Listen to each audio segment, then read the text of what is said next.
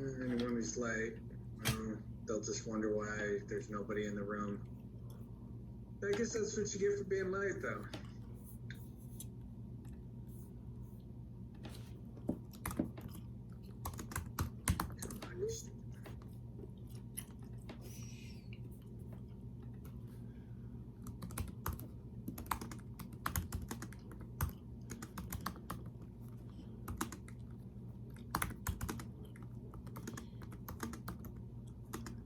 I get this Zoom thing driving me crazy here. I'm going to close it. If I get kicked out, I'll be back in a minute.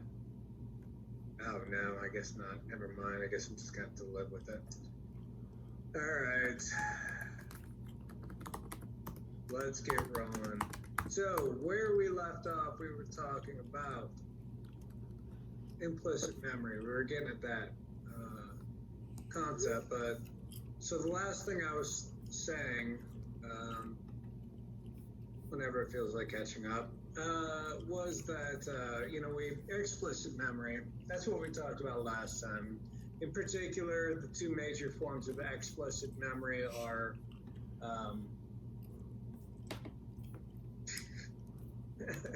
episodic memory and semantic memory. Sorry, I was blanking on episodic memory. And, within episodic, there's also retrospective things in the past and prospective things that you need to do still. And these are the things that we often think of as being memory, but there's also processes functioning that we're just never consciously aware of. And as I was saying, I don't mean that in the Freudian sense. That's not where we're going with unconscious. I mean just day-to-day functioning, right? Implicit memory is unconscious memory that's really only observable through behavior changes.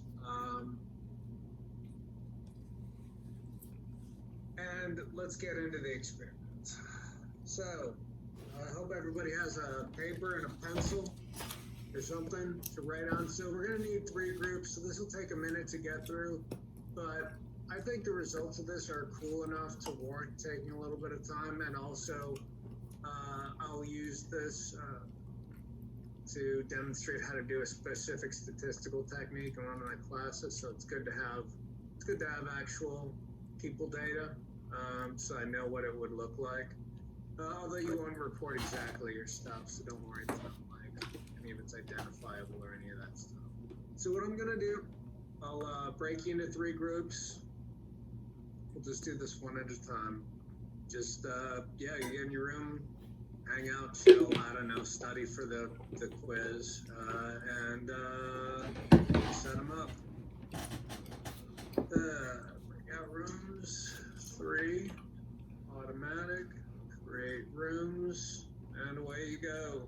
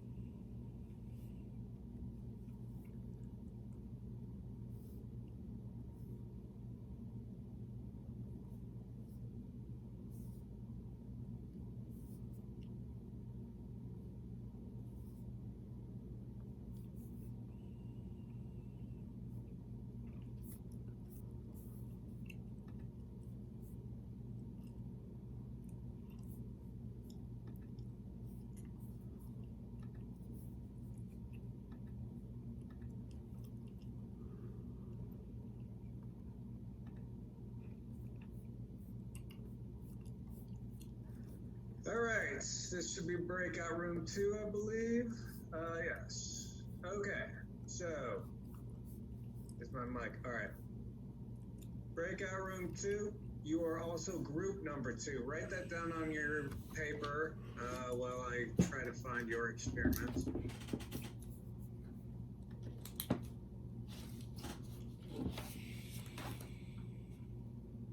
Okay, so what we're gonna do here, you'll see some words. Don't write them down. Put your pencil down, your pen down, whatever. We're not doing that right now. I just want you to take the words in. We'll do a couple other things, and then I'll give you instructions as to what you need to do. All right. So remember, you're group number 2.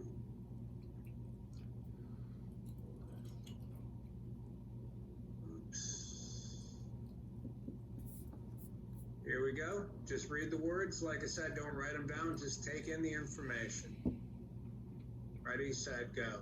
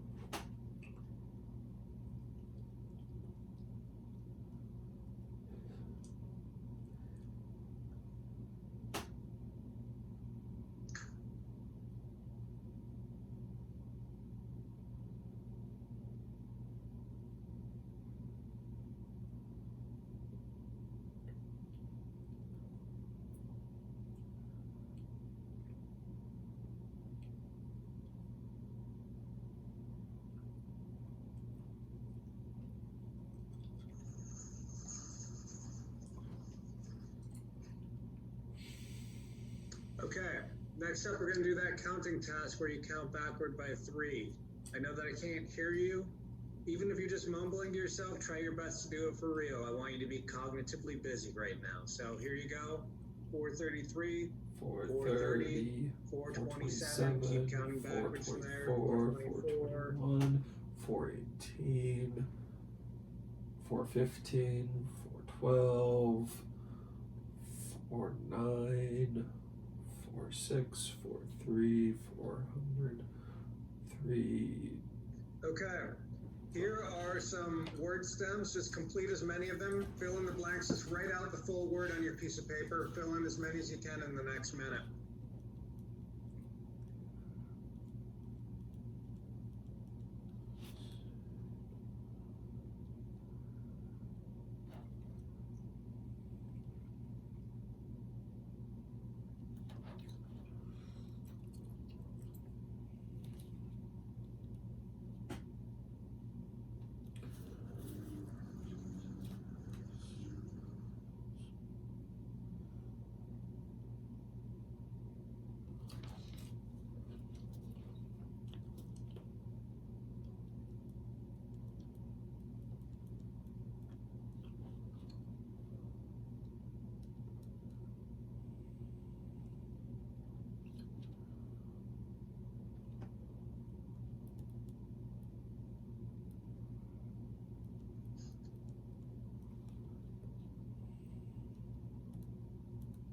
Okay, these are the correct answers. Score up as many as you can.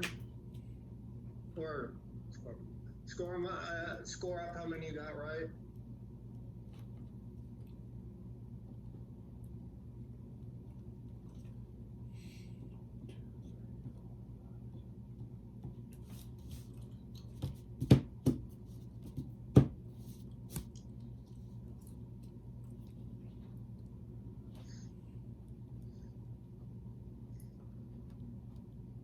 All right, does anybody need a second more to do this? If so, send me a text or a message, and I'll hold on for a second. Otherwise, I'm going to jump over to the final group. Remember, you are group 2, so write that down. When I ask for group 2 scores, you will report as group 2.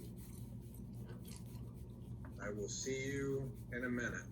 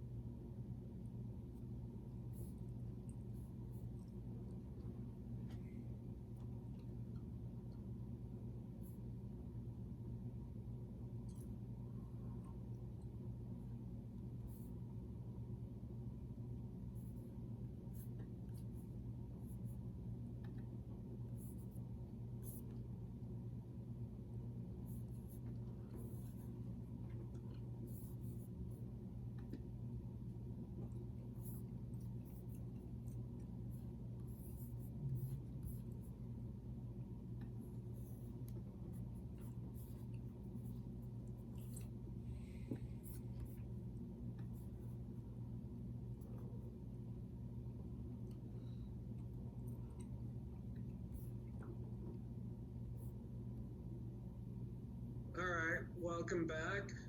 Let's talk about what we did.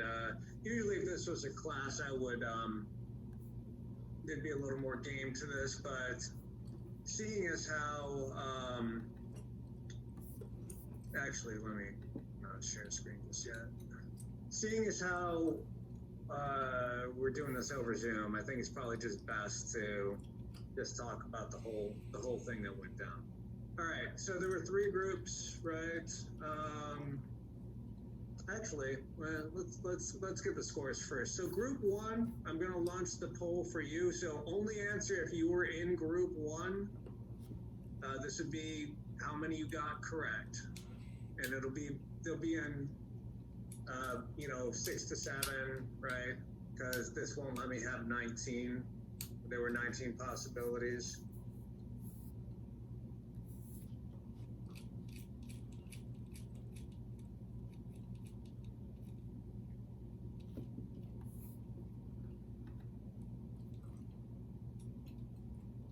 Okay, that should be everybody from that group. Let me just make a note of this. 2 to 3.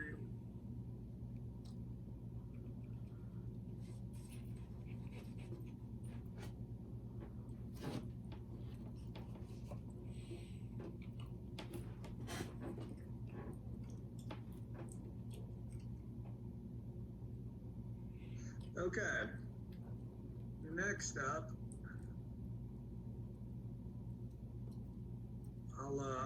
I'll tell you the results when we get to it. But let's go to group 2. Fill in whatever score you got. Again, it's in segments of 2.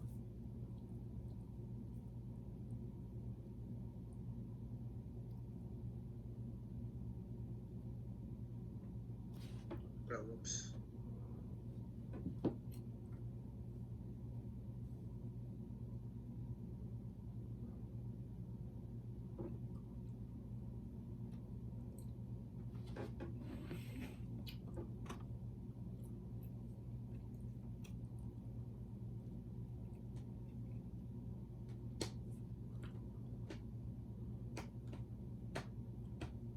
Okay, and finally we will go with group 3.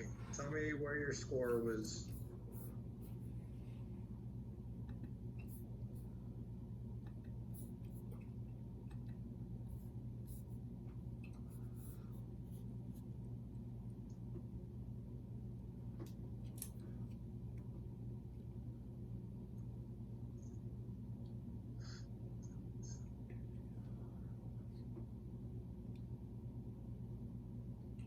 All right.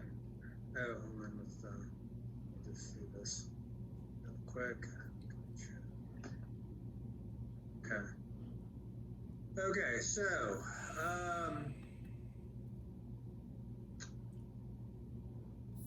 what's going on here? Well, there were 3 conditions, obviously. The first condition was an explicit memory test. People came in, they saw 19 words, they were distracted, and then they were just asked to recall as normal. So this is just your normal free recall test, right? I'd say probably the average, looking at this, would have been about, say, 7.5 words recalled on average. Makes enough sense. That's about what you would see on a free recall. So great, they did a normal one. Now let's go over to group 3. Group 3, let me get the share screen. Group 3 didn't see any words. They just came in and they did the counting task, because you try to keep things as similar as possible. They did the counting task, and then they got this. They got this noise, right? And they were supposed to fill these in and figure out what these words were, right? I'd say the average, looking this over, was about 1, right? On average, people in group 3 figured out about 1 of these. Not really shocking. So we had about 7.5 and a normal free recall. Then if you figure these out, you remember about 1, or figure out about 1 of them. But see, the thing is that these stems are completions of the words that group 1 had seen. Now, group 2 also saw the words. So these were the words: kerosene, veranda, spatula, sapphire, lithium, bandana, abattoir, gazette, toboggan, nocturne, cabaret, hydrant, mystery, ruffian, rhubarb, bassoon, ellipse, espresso, migraine. They counted backwards. So they, up to this point, they're the same as group 1. They're counting backwards. Now, if I had asked them to do a free recall, we would have expected them to remember about 7. But instead, they get this thing that group 3 got, where we know that. So what we know is if I had asked them to free recall, they'd remember about 7, 7.5. If I'd asked them just to figure this out without seeing the words, we know that they would have got 1. But instead, they saw the words, and then they, instead of doing free recall, they tried to fill this out. Now, you guys had a little more variation than normal, but I would say probably sitting around 10 on average. Got about 10 of these. Now, what is that telling us? What does that mean? Well, you know, first of all, relative to group 1, we know that this isn't just an easy task. Or relative to group 3, who didn't see the words, we know this is not an easy task. In fact, this is a very hard task because most people in group 3 who hadn't seen the words, they were sitting at 1 or 0, right? We know that what's consciously available to people on average is about 7 to 7.5, right? So their performance, that was sitting around like 10 items that they were able to get, that can't be explained truly through conscious recall of what they had seen, right? In other words, what we're getting at is the fact that they had the highest average there indicates that there was some degree of unconscious memory aiding them. Essentially, these words had recently been active. And so when given these stems, people more readily saw them, were more readily able to complete them. In other words, there's more information available to you floating around in the back of your head than what you have access to in the moment. In this case, it was about, I'd say 2.5 to 3 extra items, right? That was just sitting there. You were able to remember due strictly to recent activation, right? That was not, again, not sitting at the conscious level. So this is an indication, right? When I say implicit memory, it's just, we only know through change in performance. Well, I can see the change in performance here. I know that this stuff was active in your head, but I know it was also not something that you were aware was active because we have group 1, right? And I know that this task isn't just easy because we had group 3. So on the whole, yeah, we have an implicit effect here. We have some degree of aid to test performance that is coming from something that is unconscious. You're not aware that the information was there, or I would say you didn't have ready access to it without aid from the environment, right? But the environment's not enough because clearly you needed your memory to have been activated recently. So this is an example of what we would call memory priming.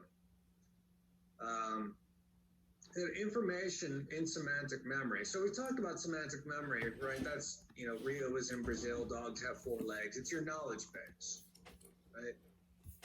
And this information can be highly active without you realizing it. Like I said, your brain is always making guesses about what's coming next, and you're not always aware what those guesses are, right? And this would kind of function along those lines. But also, you know, you can have some residual, right? There's some activity going on, and I guess you'd say semantic memory, although I guess that test doesn't necessarily have to be residual semantic. Point is, yeah, there's a lot of activation from the brain that you just don't have conscious access to. But, you know, what we might get is an instance where information is easier to recognize. You know, that recently active information is more easy to recognize than other information. Right? Had you just seen, had you just been talking with somebody about firefighters, right? You'll see a fire truck more readily in the environment. It'll pop out. It'll be more salient to you, right? It's along the same lines as what I was saying before about how, you know, you notice things that are consistent with your mood more readily. Well, you also notice things that are consistent with either related to things that you've just been talking about or are repetitions of the things you've just been talking about, right? Repetition priming. In a way, that's kind of what we just did. It's easier to process information a second time, right? If it's been processed once before. So, and you can do things like this, like you'll have a word, like if we had done this with words on the screen, right?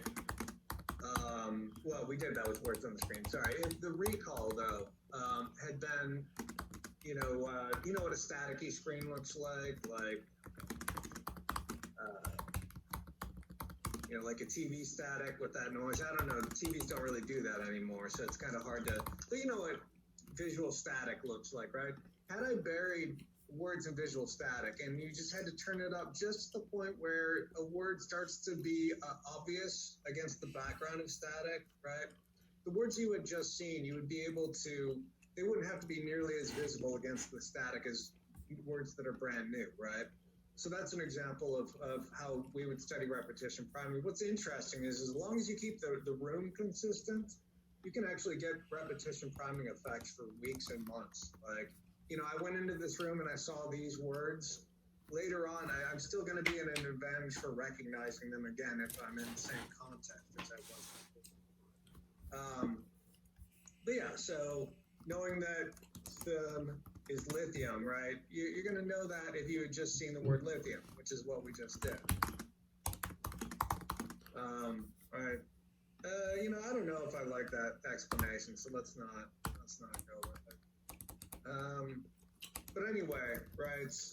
It's an example again of a good cue making an available memory accessible, right? As I said, you always have more information available to you than you realize. It's only a small fraction is accessible, kind of like with the birds, right?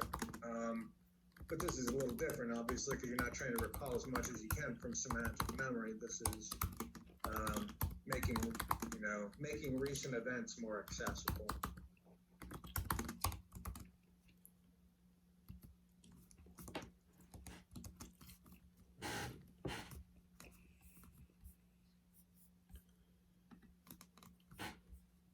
All right, and so, as the point I've been making here is that when we think about semantic priming, what we're saying is that every time, a unit of semantic memory is highly activated, associated information is activated outside of conscious awareness. Now, for instance, I show you the word doctor.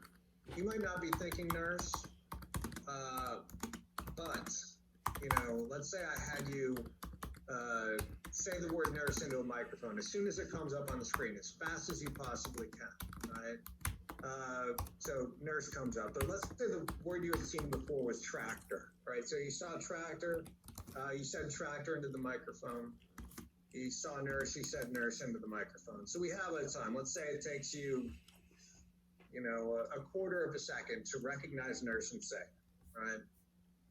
But let's say in a separate condition of people, when they got to saying the word nurse, the word that they had seen just before wasn't tractor. The word they had seen was doctor, right? So when nurse pops up, they're going to be a few dozen milliseconds faster to recognize nurse and say it, right? That's semantic priming. Things get sped up. Essentially, the brain is using connections and semantic memory to guess what's coming next. And so we can't experience this on our level of timing. It's completely subconscious, but with computers, you can actually measure these really small speed ups that occur. And so, right, and through that, information becomes more easily perceived. Things that are consistent with your expectation are more easily perceived than other information in the environment. This is one of the hazards of stereotypes. Right? I think Patricia Devine kind of showed this, is that when a stereotype is activated, it pulls everything in with it, right? Whether you're consciously aware of it or not. And so people will start to treat other people in stereotype-consistent manners or view things about them that are consistent with the stereotype simply because the stereotype was, because it was recently activated. Sorry, someone was asking to go back to the slide about it. Yeah, I will go back, although there was an aspect to it that I wasn't going to bother with having you guys. Was it this one? Which one were we talking about? Was it this one or the next one that you needed to see?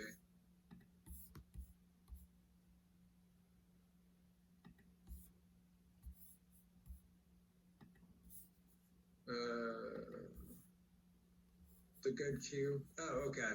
Yeah. This bottom stuff I didn't want to do. This one, good. You're right. I mean, I've kind of said this before, but repetition priming. You don't need to worry about that part. Don't write that stuff down. This is part of what I'm talking about. You should. Know that a good cue will make available information accessible, but that should already be in your notes.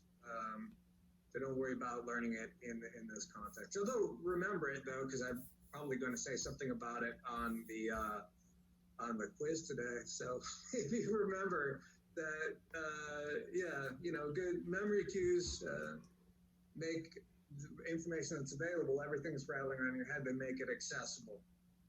But that would be back to the bird stuff that we're talking about, right? That's a second thought, but the experiment we just did, rather than it's about the priming, it looks more like the difference between recall and recognition. How do you think about that? Well, in a sense, yes.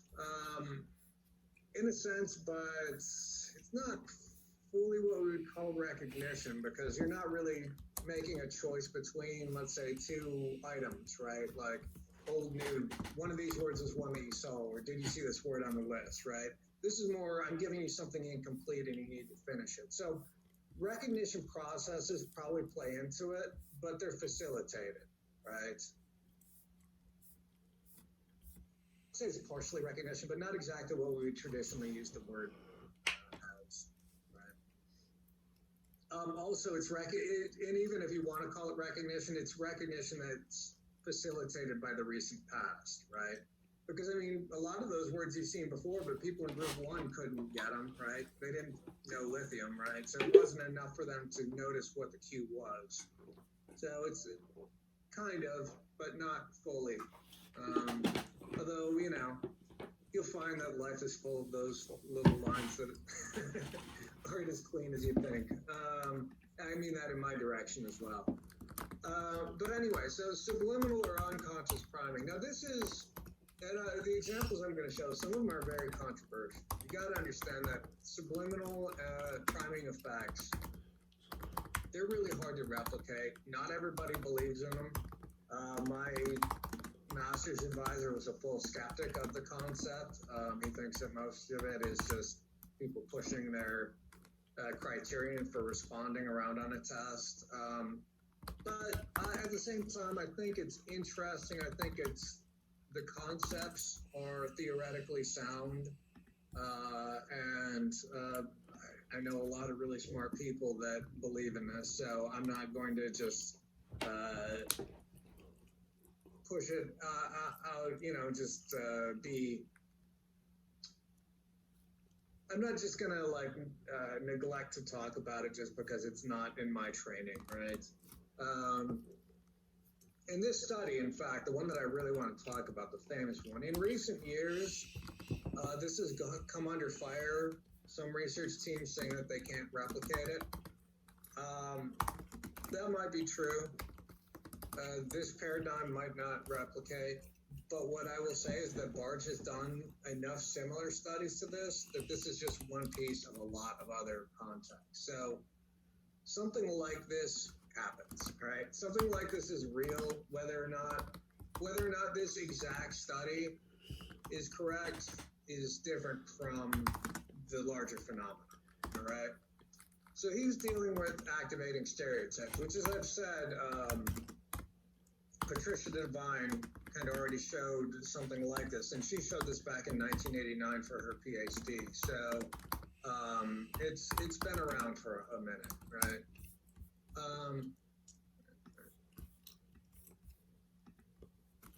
Well, yes, reproducibility so the question was, isn't reproducibility the goal? Yes, but I would say that just because one paradigm doesn't necessarily reproduce differently or consistently is that's different from whether or not a general effect typically shows up across lots of different paradigms, right? So there's two ways of looking at reproducibility. Does this exact experiment reproduce? But an experiment is just one way of studying a phenomenon, right? I might have 5 ways of studying a phenomenon, which to me is the important thing, right? And so if one of the 5 ways doesn't work, but 4 other methods kind of get at the same thing, then I would say that it's conceptually reproducible. It's just this one paradigm might have been garbage, all right? So those are just 2 ways of looking at reproducibility. I think some people give way too much credence to one paradigm, one method of studying things, when in fact that's really just one thing, right? I would say that reproducing one paradigm is less important to me than reproducing something a lot of different ways, because it shows that the effect transfers to many contexts. So, what I'm saying is this study might be controversial, but I think that the thing that this study reflects is less controversial, and this is the easiest of all studies to explain this from, right? It does it without using a lot of words that I don't want to say on Zoom. So, so what Barge did was he had people come in and they would do a scrambled sentences test. So a scrambled sentences test, you would get, those were the key words for each of them. So you've got a bunch of lines of text with, you've got, let's say, 3 or 4 words, right? And they're in random order, and you got to figure out what order the words go in, right? So you make a sentence out of scrambled words. But the thing is that all of the words are converging on a concept. So one of these words appeared in each of the lines that people had to unscramble. So on one line, the word worried was in there. And another one, Florida, was in there.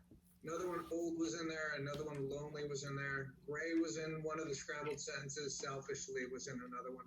Careful, sentimental, wise, stubborn, courteous, bingo, withdrawn, forgetful, retired, wrinkled, rigid, traditional, bitter, obedient, conservative, knits, dependent, ancient, helpless, gullible, cautious, and alone. What stereotype are all of these words converging on?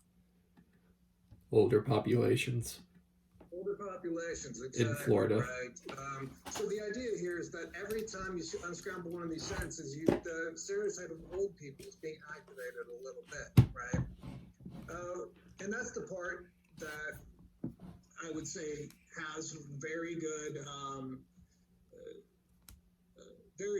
evidence behind it. Now, what word is missing from here? Really highly consistent with the stereotype of old people, but we haven't said it.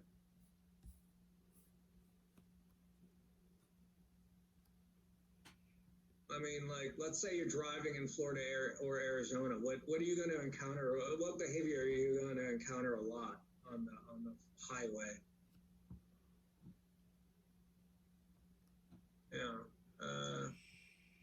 Slow, exactly, right? Or you're at the grocery store, right? And you're just trying to get around them, and you're like, oh, don't you have special hours in the morning now?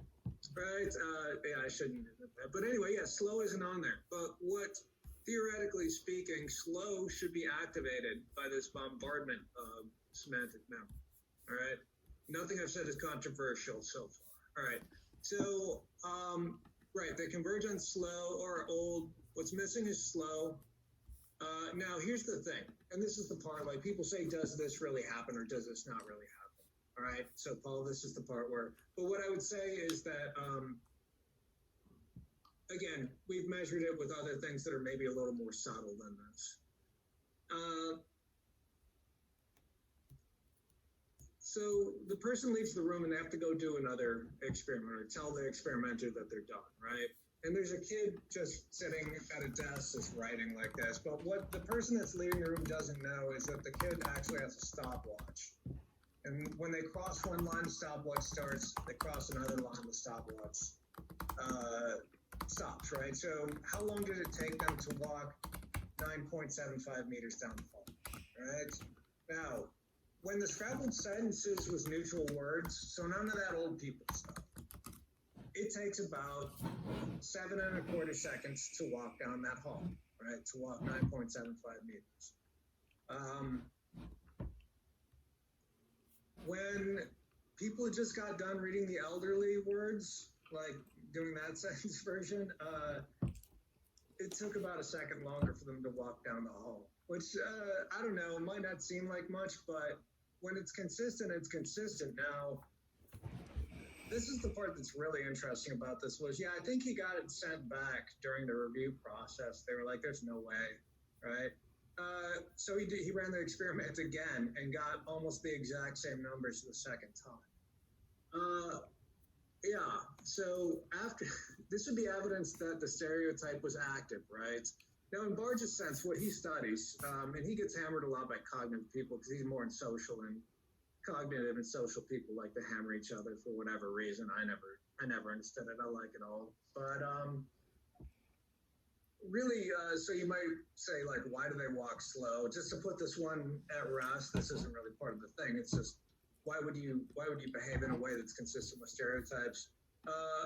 Barge thinks that a lot of it has to do with us being social animals.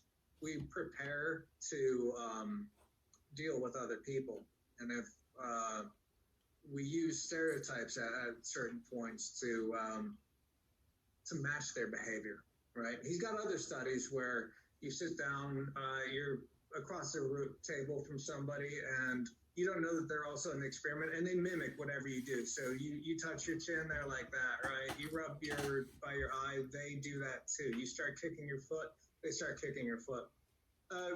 People, when the person that you don't know is in the experiment is copying you, you report liking them better than when they don't copy you, right?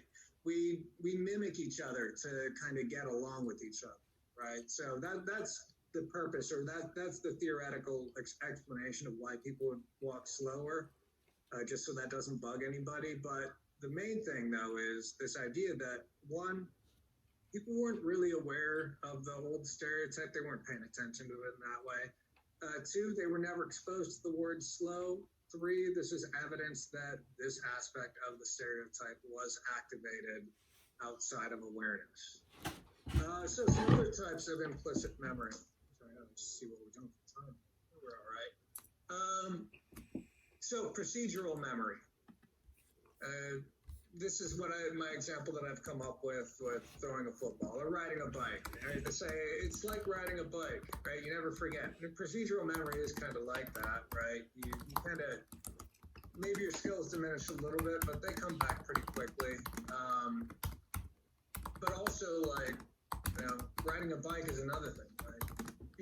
Those of you who had your parents teach you to ride a bike, I still remember going through that hell, right? And they knew how to ride bikes, and they'd explain and try to tell me, but words, they couldn't transfer that knowledge. It just came through trial and error and failure, and then all of a sudden, boom, my body knew exactly how to balance correctly on a bike, right? So these would all be examples of procedural memory, riding a bike, a musical instrument, really, I mean the motor skills involved with it, throwing a ball. Although I guess, being a musician who can improvise, right, knowing scales so well that you don't have to think about it, right? My cousin actually had a master's degree, or he has. He went for his master's degree in jazz guitar. And he'd tell me these tales of, they would just sit in a room playing scales, right, going like that. And then the teacher would just yell, what scale they were playing in. And they just wouldn't know, they just have to switch it up, right? And so they would just do this over and over again, always switching, always memorizing the scales, right? And through that, always recalling, like I say, desirable difficulties. That's pretty damn hard to do. But they would essentially get those scales hammered into their head so hard that they wouldn't ever have to think about it again. It would just become part of implicit memory. Then they could get up and do all the improvisational stuff that jazz people can do. Right? But I also, I brought up shaking under pressure last time as well, right? That one of the major theories of choking, like, I can do this, but I screw up because I'm in front of an audience. I talked about that final play in the Lions-Bears game where, it was a perfect pass to the Lions running back. He had his hands up and then it just bounced off and went away, right? He should have been able to catch that all day long, right? But one of the explanations would be that and this was his first game, so it's completely possible that this could happen. He got inside his own head. He started thinking about it, right? Some people who study, athletes who supposedly go into the zone where they're getting everything right, have also argued this is the same case where you think too much. And the thing is, my ability to catch a ball and do it really well isn't a conscious thing, right? I mean, you think about it, when people are learning to catch a football, they're dropping it all over, they're jamming their fingers and getting hurt because it's still at that conscious level where you have to think about what you're doing, right? And that's slow. Attention is a lot slower than automatic processes, right? The kind of unconscious processes. So, when we're talking about like recognizing information, right? Attention-based recognition can take about a quarter of a second before you start seeing effects. Unconscious is about 50 milliseconds. That's a lot faster, right? And so, the reason people maybe choke under those high-pressure situations is that they start thinking about things and they lose their procedural memory that they're normally relying on because they're overriding it, right? And consistent with that, a few years ago, her name is spelled Sean Bylock, but a lot of people call her Sion. I don't really know. I don't really know which one it is, but she did a study where they were like a high-pressure putting kind of thing, right? And she measured people's working memory capacity before it, which is a good measure of like executive control, right? These people with higher working memory capacity tend toward stronger attentional abilities. And what she found was that the people with the stronger attentional abilities were actually more prone to making mistakes in those high pressure situations, especially I think if, you were told, all right, if you sink this putt, you and this guy that already sank the putt, you get $10 extra. If you miss it, then both of you lose it. So you're kind of like putting, not just for yourself, but for somebody else.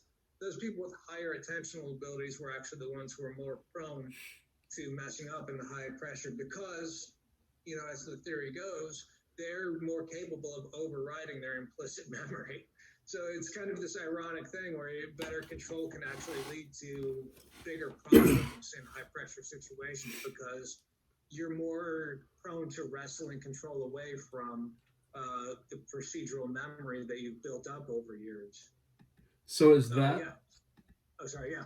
I was gonna say, was that the same as like the dual processing where you've relegated something to your automatic processes and then you're focusing too hard that you pulled it into controlled, so you mess it up? Yes, it's fun. I mean, often when people talk about dual processing, we think about it as attention and kind of semantic spreading activation, but it's still along that same conceptual kind of distinction. Now, I'll also say dual processing, like there is no one dual processing in psychology, but typically when you say dual processing, what you mean is, something that's controlled, attention bound versus something that the brain is automatized, right? Or system 1 and system 2, all these different things. Or, egalitarian thinking versus stereotyping, right? All these different kinds of ways that one system is faster, less flexible, but faster. The other one is more flexible, but going to be more error prone, more variable, let's say, right? One question too. What? This procedure memory, this is still the process happening in the brain, right? Yeah, I mean, it's. I think a lot of what's that?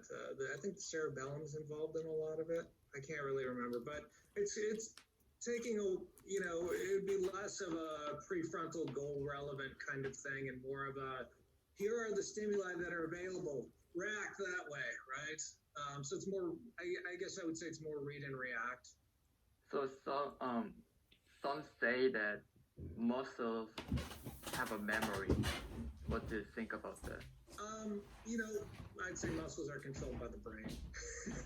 Now, muscle memory, like that can mean a lot of things, right? But yeah, I think from my experience, what you really mean when you say muscle memory is motor memory, right? So these strips along here, right? It's more automatized. Because I mean, muscles move when the axons spit acetylcholine on them to cause them to contract, right? So I'd say it starts in the brain, but it's seen in the muscles. At least that's kind of been, you know, the theory that I've been out of. Yeah, so I would say it's a misnomer, right? It goes back to the olden days, but most people would think of it more as, well, yeah, what we would call motor memory, not muscle memory. So, also pattern recognition, right? So, here's this thing. Feel free to send a message or just open your mic when you figure out what this is. I'll add details slowly. I'm going to keep going until somebody tells me though. So, what do you think this is? All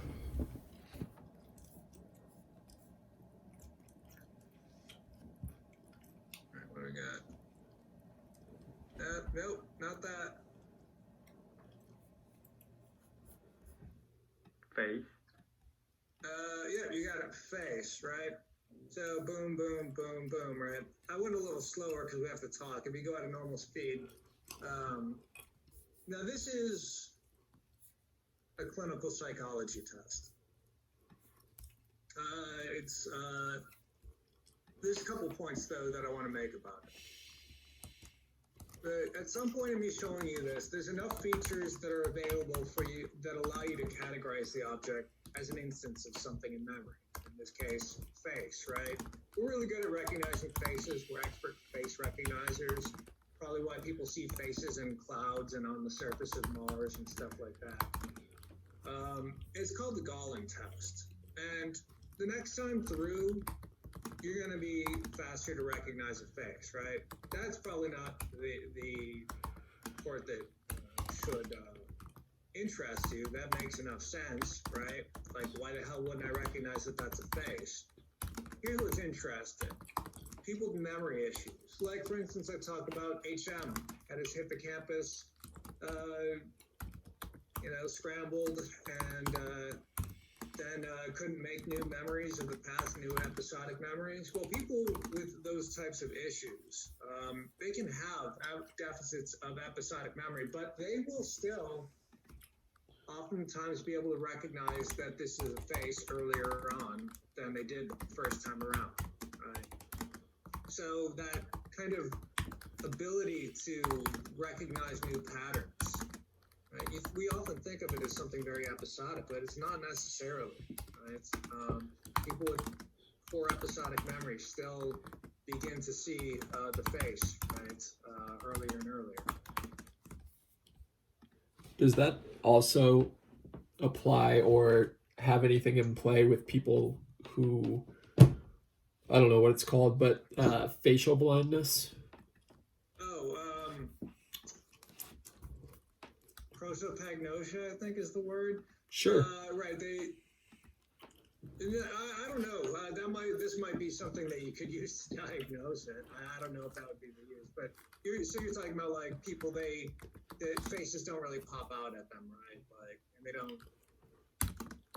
they don't really recognize one person from another based on their face. I mean, they can see a face, but it's not special to them the way that it is to us, right? I'm not really going to get into that because I'm not really an expert on it, but yeah, I mean, right. So, and it's weird because, like, this one woman described, like, this is how deep it runs.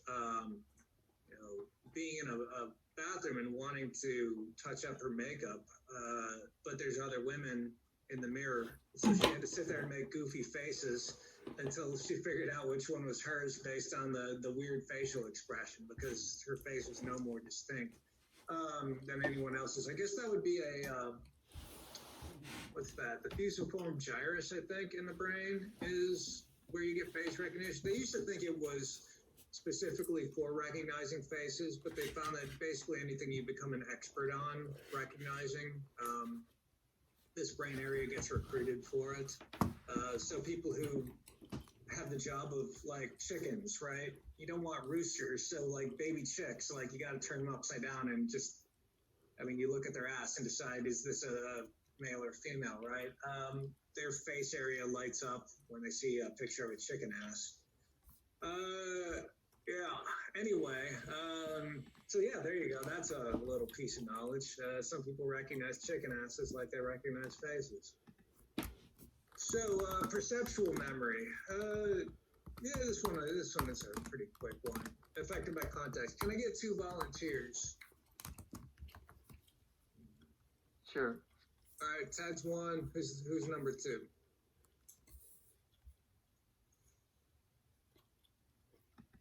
All right, I'll do All it. right, Paul. Paul, hide your eyes. All right. Okay. I don't want you looking, Ted. I want you to look at this. Just look at it quietly. It says group 1, but we can't do this as a group because of the classroom thing, right? So just be ready. All right, so you got this. Then you got this. All right, close your eyes now, Ted. All right, Paul, now you can open your eyes. I want you to see what's going on. You ready? Yep. All right, here we go. You got this. Then you got this. All right. Okay, both of you, look up and I want you to write this down. Be ready to write. Write down what this is.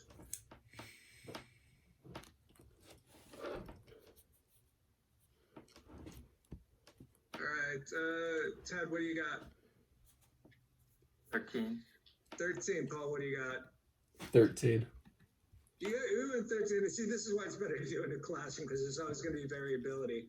Most people in your condition would say that's a B, like this, right?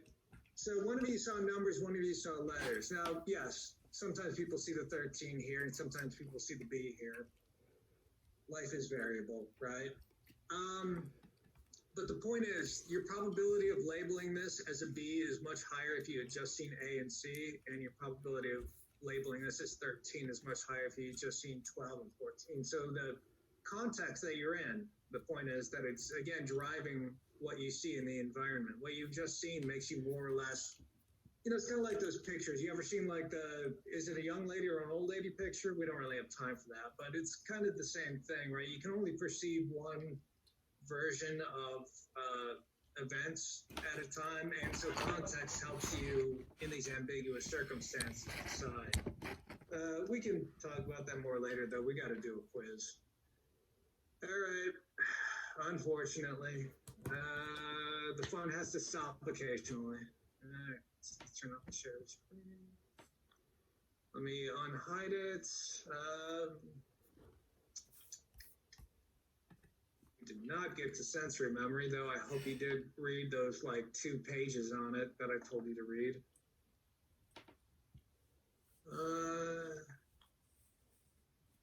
Where is it? Week 5. All right, I gotta turn editing on. All right.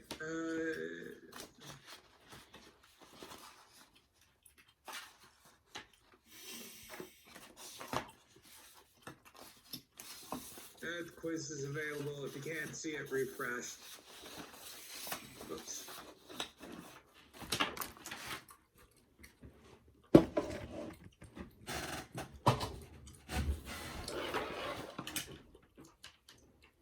I'm using my iPad at work. Is it okay if I don't turn on my camera? Yeah, that's fine. I forgot to tell people that anyway. You should have just kept your mouth shut. No, it's fine now. Sorry. Yeah, all right, yeah, everybody turn your cameras on. One has been